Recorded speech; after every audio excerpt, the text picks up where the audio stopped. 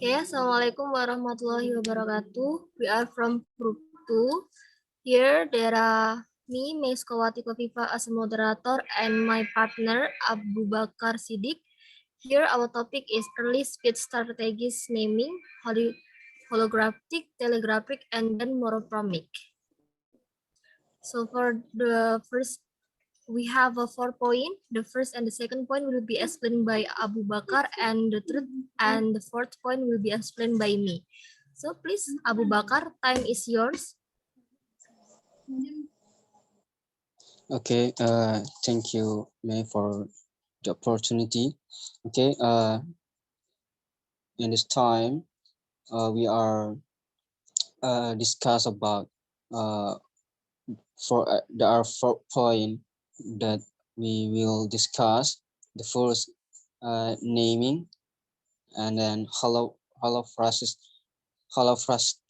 function that will be delivered by me, and then telegraphic speech and morphemic that will be delivered by me later. And then I start from naming or one word utterances. Okay, wait. Yes, as you can see, uh, when do children start to say their first words, it may surprise you to learn that research on this basic question is not at all conclusive. This is not only because there is a very wide range of individual differences, but also because there passes determination of just when a word has been learned is not easy to make and is not standardized. And then also children can be said to have learned their first word when first they are able to utter a recognizable speech form, and then when this is done in conjunction with some object or even in the environment, the speech form may be imperfect. Example, da for daddy, and then the associated meaning may be incorrect. Example, all people are called da or the, but as long as the child use the speech form reliably, it may be concluded that the child has acquired some sort of word knowledge. And uh, first words have been reported as appearing in children from as young as 4 months to as old as 18 months or even older. On average, it will seem that children utter their first word around the age of 10 or 12 months. Some of this variability has to do with physical development, such as the musculature of the mouth, which is essential for the proper articulation of sounds.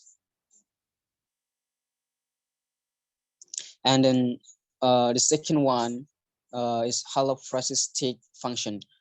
Uh, this is still one word utterances like before. Okay. However, children do not only use single words to refer to objects, they also use single words to express complex thoughts that involve those objects. A young child who has lost its mother in a department store may cry out, "Mama." It means I want mama. May the child cry and then call mama. It means the child want mama. Or a child may point to a shoe and say mama, meaning the shoe belongs to mama. Research has shown that the young child can express a variety of semantic function and complex ideas by the use of single words. And in such cases, the child use a single word to express the thought, for which mature speakers will use a whole sentence. It is because of this whole sentence function that this aspect of one word speech is often referred to as holophrastic, where holo indicates whole and phrase indicates phrase or sentence.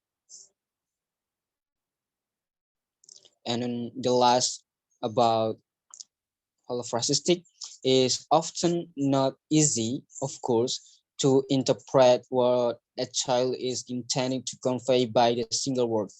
And while knowing the child's previous experiences and elements of the present situation will serve to aid in the interpretation of an utterance.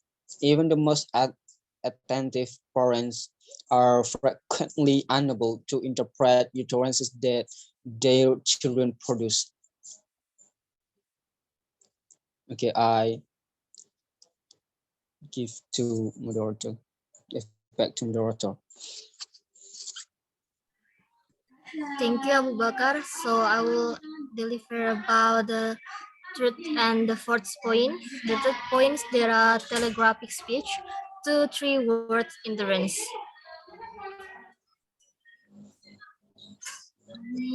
Okay, here about 2-3 words endurance. Children do not process it repeatedly to two words endurance as one make expect.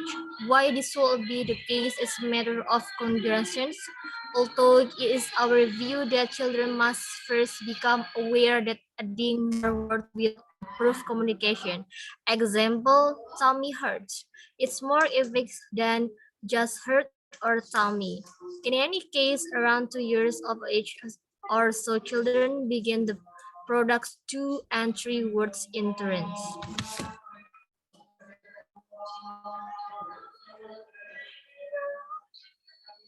See, here is the possible purpose of each endurance included are some of the semantic relation influence. There are variety of purpose and semantic relation, low incident of function words, close affirmation of the language's words orders. Of a very of purpose and semantic relation, the most striking feature about the dozen and a half or a very ordinary entrance. So here are the variety of purpose and the complications of semantics relation that they exhibit. For the low incidence of function words, a second feature of the child's inference is the low incidence of function words such as articles, prepositions, and the copula, B. Reader is a noun, verbs, and adjective, which mainly appear in the utterance. And the truth, there are closing apprehension of the language's word order. The finally feature of the child's utterance that should be noted is the close correspondence of the child's word order to that of proper sentences.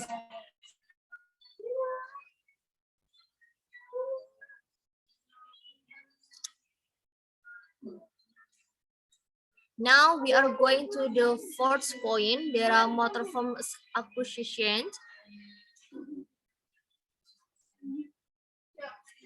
Here, microphone application, there are 1, 2, and 3 words utterance have been acquired. Children have something on which to elaborate. They start to add function words and inflection to their utterance.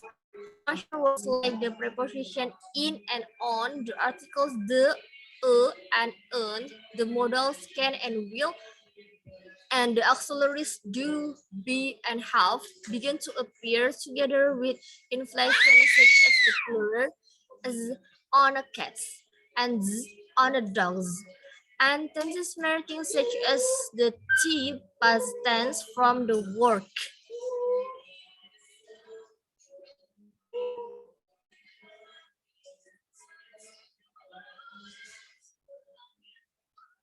Okay, thank you. That is our last presentation for this group. Sorry if we have a mistake, so let me close this presentation. Wassalamualaikum warahmatullahi wabarakatuh. Waalaikumsalam warahmatullahi wabarakatuh.